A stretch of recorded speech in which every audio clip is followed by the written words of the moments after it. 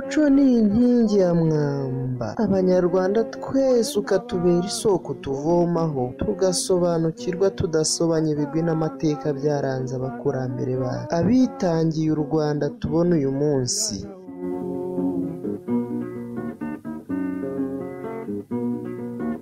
Ntidukwiye kuba ntibindeba ngo turebera abiwacu batatira igihango hato tutazahinduka bavumbye iby'iwacu.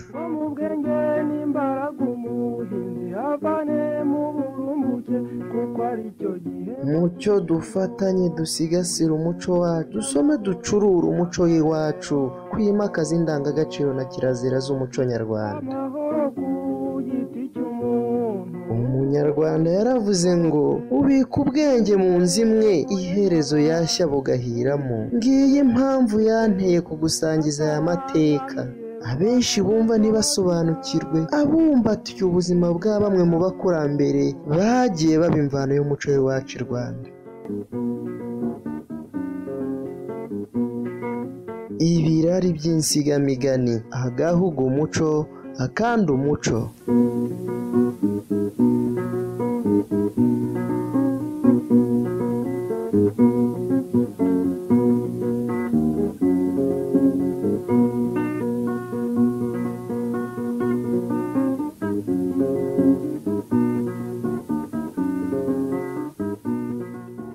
Reka nongere gushimira wowe udahwema kutwereka ko dukunze ukaba umukunzi w'amateka n'umuco nyarwanda.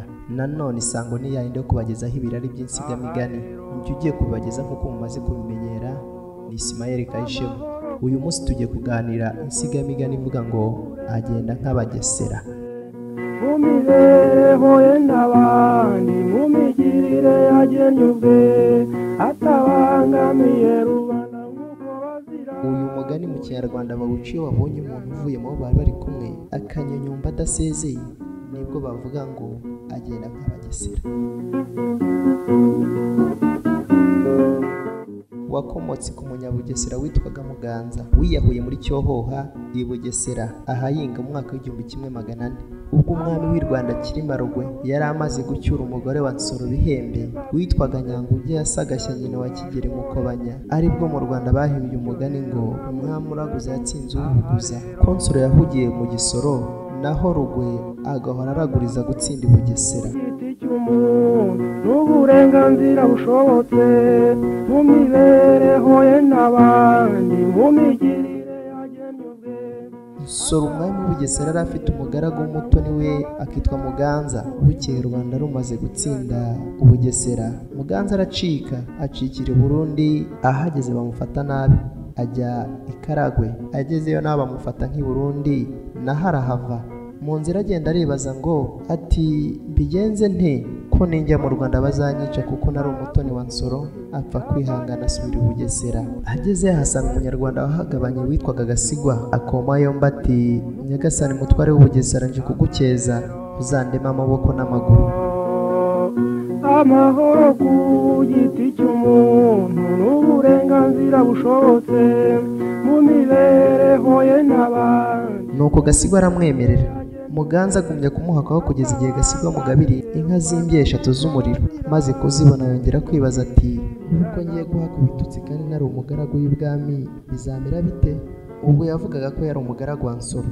Yegera Gasigwa aramubwira ati naragushimiye kuko wampaye umuriro none ndagusaba ko uzansohoza kuri Cyilima. Gasigwa abaza Muganza ati ese wabonye ko naguhatse nabi? Muganza ati icyo mbigusabira nuko wamugezaho nk'inshingano kuko mu Bugesera bampiga bavuga ko nari umutoni wa Nsoro. Gasigwa ati nzamugushyikiriza.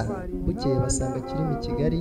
Bagezeyo Gasigwa abwira Cyilima ati muzaniye Muganza ahoze ari umutoni wa Nsoro yansabye kumukugeza ngo mwibonanire ngo hari icyo ashaka kukubwira. Bahamagaza Muganza. Gasigwa aramusohoza ati nguyu Muganza nsabye ko nzamukogezaho mukamushingana mu Bugesera kuko bamwanga bamuhora ko yari umutoni wa Nsoro. Ubwo yumvise ko Muganza yari umutoni wa Nsoro biramushimisha kuko namuhaka akamutonesha azamuyoborera i Bugesera. Yari azi neza imico yarwo. Cyilima abwira Gasigwa ati taha naho Muganza turagumanye. Gasigwa arataha asubira mu ngabo z'i Bugesera. Muganza asigara i Kigali kwa Cyilima Rugwe.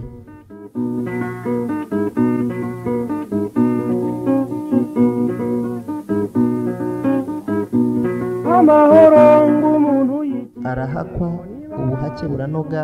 Rugwe aramutonesha cyane kugira ngo azamuyoborere Bugesera. Haciyeho iminsi Kirima atumiza Gasigwa ngo aze kumwitaba.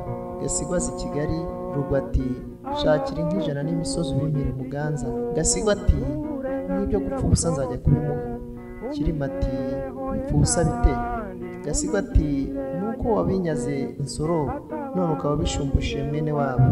Ibyo Gasigwa yabivugishijwe n'ishyari kuko yabonye ko Rugwe atonesha Muganza. Kirima abwira Gasigwa ati ntacyo bitwaye nzaba mbyirebera. Ubwo Muganza abona inka n'imisozi akomeza n'ubutoni bwe. Gasigwa abonye ko Muganza atonnye cyane ishyari riramushengura akeka ko bazamugabira n'ibyo arimo. Nuko kuva ubwo Gasigwa agandisha ya misozi Muganza yagabanye abuza abantu kumugemurira i Kigali, ariko akabigira rwihishwa. Muganza yatumiza ingemu zikabura. Bukeye inzara imaze kumurembya n'abo bari bari kumwe, Gasigwa yoshya bagenzi be n'abagaragu ba Kirima ngo bazabwire Muganza bamukangisha yuko Kirima agiye kumutanga akamukurikiza Nsoro. Muganza amaze kubyumva ashyubwa n'abo baba bari kumwe, niko gucika ijoro ryose ajya kwiyahura muri Cyohoha. Bukeye muri iyo minsi Kirima abaza abo bari bari kumwe ati ko ntakibona Muganza abahe? Abandi bati yaratashye. Rugwe ati agataha amennye. Abandi bati niko Abagesera bagenda, niyo nkomoko y'iyo babonye umuntu unyonyombye udasezeye bavuga ngo agiye nk'Abagesera. igihe binshobokeye cyose nsanga umunsi ntaragura ibara.